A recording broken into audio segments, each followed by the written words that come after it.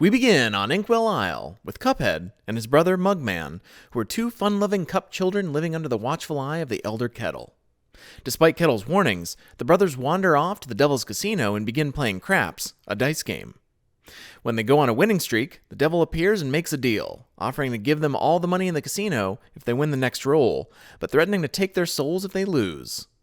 Cuphead accepts the offer and loses by rolling snake eyes, or double ones, on the dice. As he and Mugman beg for mercy, the devil offers them another deal. If they can collect the soul contracts from his runaway debtors by midnight the next day, the brothers will be spared. Cuphead and Mugman return to Kettle, who gives them a magic potion that allows them to fire blasts of energy from their fingers, but also warns them that the debtors may not turn in their contracts willingly.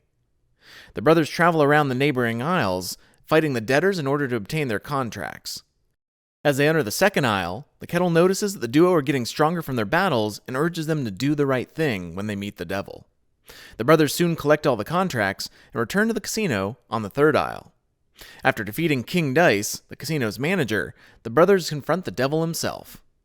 Cuphead and Mugman must decide whether or not to turn over the contracts, as doing so will transform them into the devil's demonic lackeys. They decide not to, resulting in the devil becoming furious at the brothers for not upholding their end of the bargain, and he attacks them. Cuphead and Mugman defeat the devil, burn the contracts, and return home.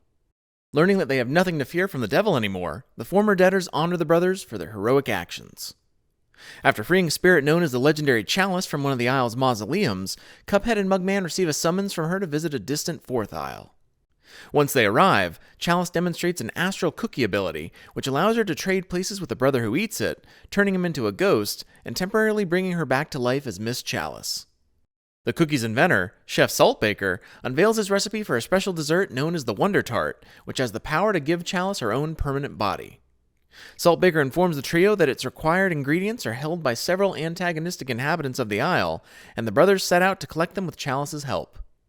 Once they return to the bakery with the ingredients, Saltbaker reveals that he intends to bake a living soul into the Wonder Tart and use it to conquer the astral plane. To this end, he has captured the soul of Cuphead, leaving Mugman and Chalice to engage Saltbaker in battle and defeat him, resulting in the destruction of the bakery and leaving no way to finish the Wonder Tart. Unwilling to let anyone else give up their soul for her benefit, Chalice decides to remain a ghost and continue searching for a way to return to life, while still offering to assist Cuphead and Mugman as needed using the cookie. Saltbaker is arrested for his crimes and sentenced to community service, during which he realizes the error of his ways, rebuilds his bakery, and makes amends for his actions.